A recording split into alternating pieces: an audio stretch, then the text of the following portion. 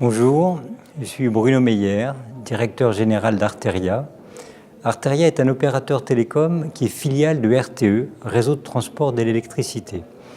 Cet opérateur Arteria a 10 ans aujourd'hui et il contribue au réseau d'initiatives publiques pour le déploiement du haut et du très haut débit en France, et ce depuis 10 ans, avec le principe de déploiement qui est le suivant. Arteria utilise les infrastructures de RTE, à savoir les lignes électriques et les pylônes, pour pouvoir déployer ce haut débit. Dans le cas des lignes électriques, Arteria utilise des fibres optiques qui sont mises le long des circuits électriques de RTE pour proposer ces mêmes fibres optiques aux opérateurs télécoms.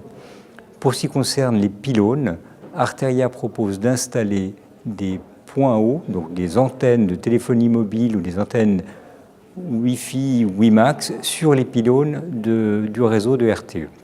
Alors, vous avez identifié 150 000 sites potentiels. Est-ce que c'est facile, entre guillemets, et d'ailleurs on a un peu de mal aussi à imaginer comment les réseaux aériens peuvent transporter toutes les données? Voilà, alors là, on est effectivement sur la question des points hauts. Donc c'est une part de l'activité d'Arteria, je le souligne, c'est l'activité d'installation d'antennes.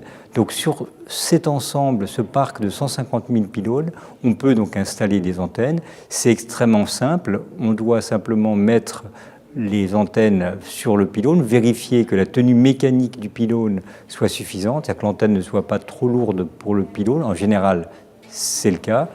Et ensuite, vérifier qu'il y ait une alimentation électrique pour les équipements liés aux antennes, parce que paradoxalement, au pied d'un pylône électrique, il n'y a pas d'électricité.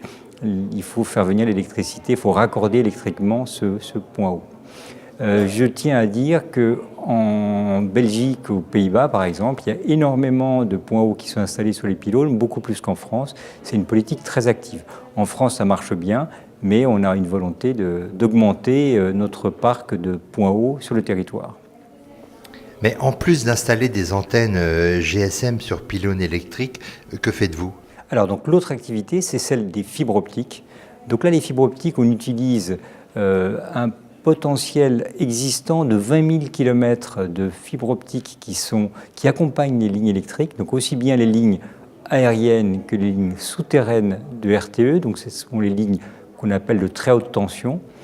On est au niveau technique fibre optique, on est sur du haut débit et très haut débit, on est sur ce qu'on appelle des réseaux de collecte. Donc si je faisais une analogie autoroute, route nationale, départementale, nous on est sur les grandes autoroutes et les grandes voies rapides du très haut débit. Et donc on propose ces fibres optiques à nos clients et aux collectivités territoriales. Donc Arteria, filiale de RTE, du groupe EDF bien sûr. Je vous remercie.